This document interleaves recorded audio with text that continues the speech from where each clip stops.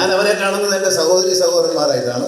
അതുകൊണ്ട് നിങ്ങൾ ബസ്സിൽ കയറുമ്പോൾ അവർ നിങ്ങളെ കാണുന്ന മകളായിട്ടോ അനിയത്തിയായിട്ടോ സഹോദരിയായിട്ടോ സഹോദരനായിട്ടോ കാണും. അതാണ് അവരുടെ വ്യത്യാസം. ഞാനടക്കമുള്ള ഒത്തിരി പേര് ഏത് പാതിരാത്രിയും എല്ലാ സമയത്തും കേരളത്തിൽ അങ്ങോളം ഇങ്ങോളം KSRTC യാത്ര ചെയ്യുന്ന ആളുകൾ തന്നെയാണ്. അപ്പോൾ കുറച്ച് കൊല്ലങ്ങൾക്ക് മുന്നെയൊക്കെ ശരിക്കും നല്ലൊരു ടോയ്ലറ്റ് ഇല്ലാത്തതിൻ്റെ പേരിലും ബസ്സിൽ ഗൂഗിൾ പേ ഇല്ലാത്തതിൻ്റെ പേരിലും അല്ലെങ്കിൽ എല്ലാത്തിനേക്കാളും നല്ല പെരുമാറ്റം ഇന്ന് സത്യം പറഞ്ഞാൽ KSRTCയിലുള്ള എല്ലാ ജീവനക്കാരും നമ്മോട് ബിഹേവ് ചെയ്യുന്ന അത്രയും നല്ല രീതിയിലാണ്. കാരണം മുന്നേക്ക് KSRTCക്ക് എവിടെയാണോ സ്റ്റോപ്പ് അവിടെ നമ്മൾ ഇറങ്ങിപ്പോഴുന്ന അവസ്ഥയായിരുന്നു.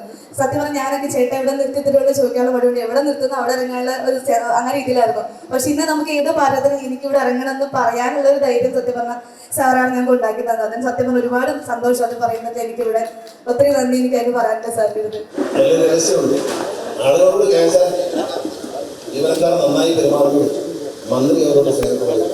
ഞാൻ അവരെ കാണുന്നത് എൻ്റെ സഹോദരി സഹോദരന്മാരായിട്ടാണ്.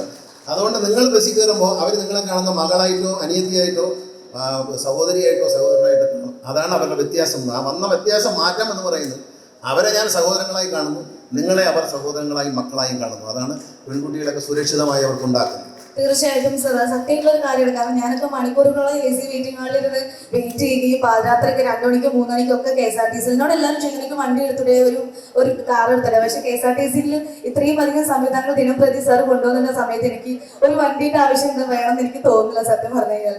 അത് സത്യം ഒരുപാട് സന്തോഷം അതോട് പറയാൻ സാധിച്ചതിൽ.